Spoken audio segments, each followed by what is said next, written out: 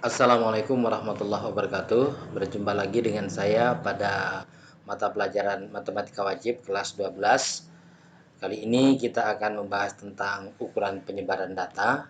Tepatnya kita membahas jangkauan, jangkauan antar kuartil, simpangan kuartil, simpangan rata-rata, ragam atau variansi, dan simpangan baku. Mari kita bahas satu persatu. Yang pertama, jangkauan. Jangkauan itu apa? Jangkauan adalah rentang atau biasa dilambangkan dengan R. Selisih antara data terbesar dengan data terkecil. Sehingga rumusnya adalah R sama dengan X maksimal dikurang X minimal atau data terbesar dikurang data terkecil. Contohnya, tentukan jangkauan dari data 2, 1, 2, 3, 1, 3, 4, 4. Maka R-nya atau jangkauannya adalah 4 dikurang 1 karena 4 maksimumnya dan 1 minimumnya. Sehingga berapa? Jangkauannya adalah 3. Gampang ya untuk materi yang ini. Berikutnya, jangkauan antar kuartil atau hamparan. Jangkauan antar kuartil atau hamparan itu selisih antara kuartil ketiga dengan kuartil pertama. Jadi rumusnya H atau hamparan sama dengan Q3 dikurang Q1. Demikian juga dengan simpangan kuartil. Simpangan kuartil ternyata juga gampang. Contohnya nih, simpangan kuartil atau QD atau rentang semi antar kuartil adalah setengah dari jangkauan antar kuartil. Jadi setengah dari jangkauan antar kuartil. Maka rumusnya setengah dari H. Sedangkan H-nya Q3 dikurang Q1. Maka QD adalah setengah dari QH min Q3 dikurang Q1. Contohnya, tentukan jangkauan simpangan antar kuartil, simpangan kuartil dari data 2, 1, 2, 3, 1, 3, 4, 4. Nih, Q1-nya ini 1,25, Q2-nya 2,5, dan Q3-nya sama dengan 3,75. Kita sudah bahas kemarin, sebelumnya tentu tentang kuartil kita sudah bahas, sehingga kita bisa mencari Q1, Q2, dan Q3. Hanya hamparannya adalah Q3 dikurangi 1, 3,75 dikurang 1,25. Didapat berapa? 2,5. Ya, berikutnya kalau QD atau simpangan kuartil adalah setengah dari H, hanya adalah 2,5. Maka setengah dikali 2,55 atau setengah dikali 5/2. Didapatkan berapa? 5/4 sama dengan 1,25. Gampang ya untuk 3 bahasan ini. Nih, ini contoh yang tadi yang sudah kita bahas. Kita lanjut ke bahasan yang keempat. Sebelum yang keempat, ini contoh untuk apa? Untuk mencari jangkauan antar kuartil kalau datanya data kelompok. Yang ditampilkan dalam bentuk histogram seperti ini, ya. Ini kita tahu ini batas tipe bawahnya 79 sampai 83, ya, 79,5 sampai 83,5. Kita tahu ini tepinya, berarti kalau batasnya itu kan ditambah 0,5 ya. Jadi 7,5 ditambah 0,5 jadi 80 tuh.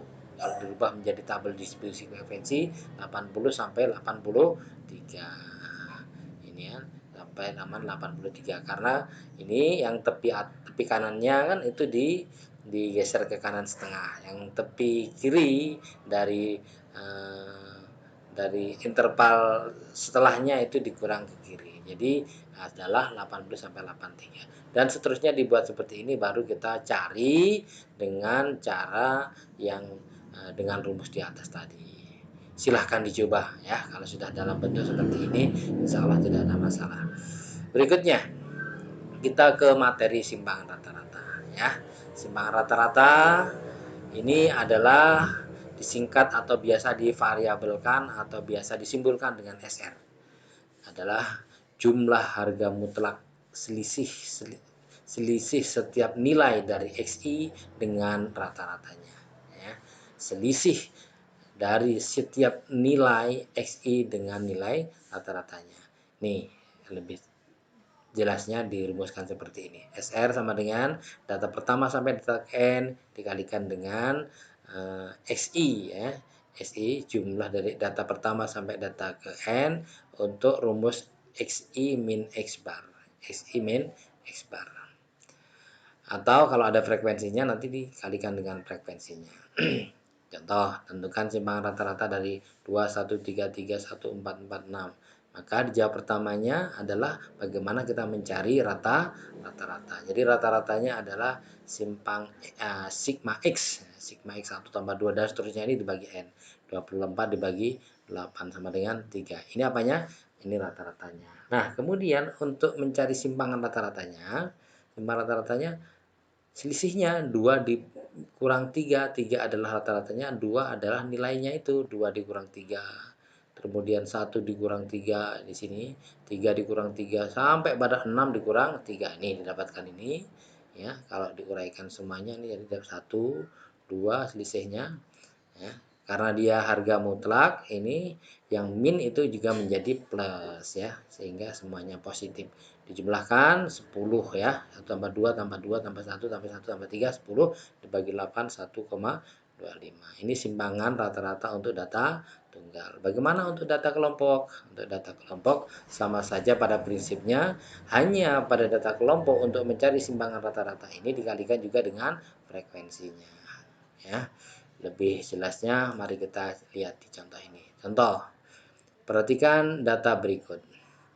Diketahui berat badan seseorang, berat badan pada tabel distribusi frekuensi demikian. Berat badan dari 50 sampai 54 ini 3 orang, 55 sampai 59 4 orang, sampai ke bawah ini 75 sampai 79 adalah 4 orang. Ya, ditanya tentukan simpangan rata-ratanya ya. Untuk menjawabnya tentu kita langkah pertama mencari rata-rata. Sedangkan mencari rata-rata kita insya Allah sudah hafal semua ya. Jadi FI dikali XI ya. FI-nya ini adalah sudah ada di soal, XI-nya ini adalah cari nilai tengah dari setiap interval ini ya. Jadi XI-nya 52. Dari mana 52? 50 ditambah 54 dibagi 2. 50 tambah 54 104. 104 bagi 2 52. Terus ke bawah ini sampai 75 tambah 79 dibagi 2 dapatnya 77. Nah ini ya. Kemudian dikalikan FI dikali SI di sini 3 dikali 52 156, 4 dikali 57 228 sampai pada 4 kali 77 adalah 308. Dijumlahkan ya. Dijumlahkan F dikali SI-nya ini didapatkan berapa? 1300. Kemudian dibagi dengan FI-nya. FI-nya jumlah frekuensi. Berapa? Ada 20. Maka 1300 dibagi 20 sama dengan 65. Ini rata-ratanya. Rata-rata apa? Rata-rata untuk tabel distribusi frekuensi ini.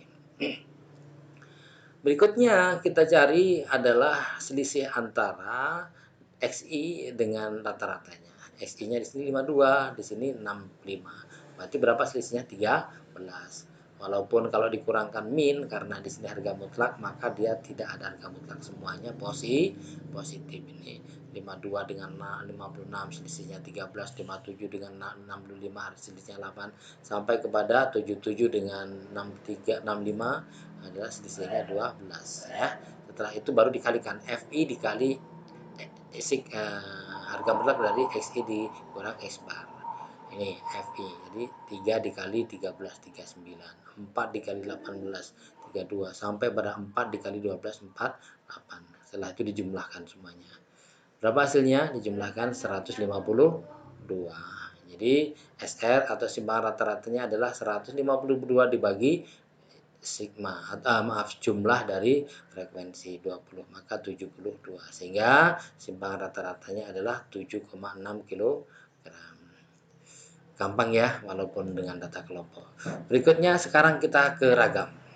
Ragam atau variansi data tunggal ya. Ragam atau variansi adalah dilambangkan dengan S kuadrat. Dirumuskan sebagai berikut. S kuadrat sama dengan jumlah data dari 1 sampai terakhir, untuk rumusnya X1 min X bar kuadrat. Ya. Lagi-lagi ini ada X barnya. Ini kalau menggunakan frekuensi. Nah, untuk lebih jelasnya mari kita lihat contoh ini. Tentukan ragam dari data 2, 1, 3, 3, 1, 4, 4, 6. Cari dulu X-barnya atau rata-ratanya berapa. Jumlahkan semua data dibagi dengan banyaknya data. 24 dibagi 8 sama dengan 3. Terus kemudian dioperasikan satu persatu.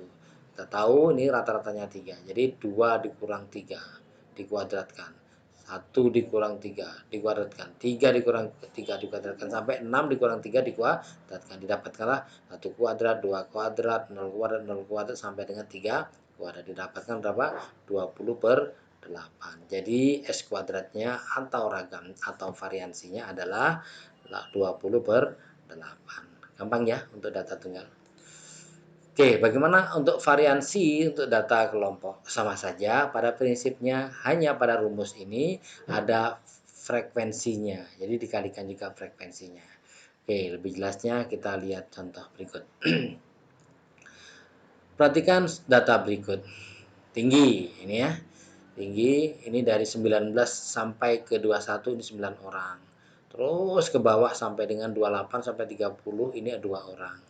Ditanya tentukan ragamnya ya, ragam tapi data kelompok. Kita juga cari apanya? Cari rata-ratanya dulu. Rata-rata dicari dulu, sedangkan kita tahu rata-rata adalah FI dikali XI. Jadi FI dikali XI. Kita tahu tadi XI ini adalah nilai tengahnya ini, sedangkan FI ini adalah soal. Kita kalikan jumlahnya FI dikali X ini 460 dibagi 20 sama dengan 23 ya. Kita dapat ini rata-ratanya. Setelah dapat rata-rata kemudian dikurangkan untuk mengurangkan setiap XI. 20 dikurang 23 min 3 ya. Terus kemudian 23 dikurang 23 0 dan seterusnya sampai 29 dikurang 23 sama dengan 6. Nah, kemudian dikalikanlah ini FI dikali XI min X bar kuadrat.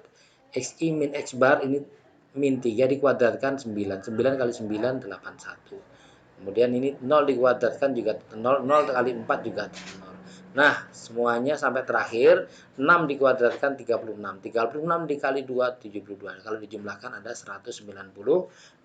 Sehingga didapatkan 198 dibagi dengan jumlahnya frekuensi berapa? 20 sama dengan 9,9. Jadi ragam dari data ini adalah 9,9 meter karena ini berkenaan dengan tinggi ya. Oke, gampang ya ternyata untuk ragam data kelompok.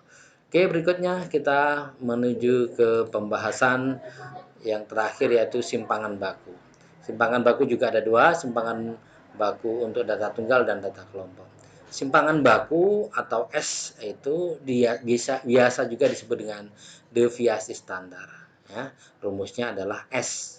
Kalau ragam tadi S kuadrat, ini kalau simpangan baku S atau deviasi standar ya. S sama dengan akar dari S kuadrat. Jadi mudah untuk simpangan bakunya. Kalau sudah dapat ragam, tinggal mengakarkan saja ya, tinggal mengakarkan saja. Ini data ini kalau data tunggal tidak ada F-nya, tidak ada frekuensinya. Nah, ini kalau ada frekuensinya berarti untuk data kelompok. Oke, ini contohnya tentukan simpangan baku dari data. Ini data yang tadi pada soal ragam. Pada soal ragam diketahui tadi akar 20/8 ya, akar 20/8.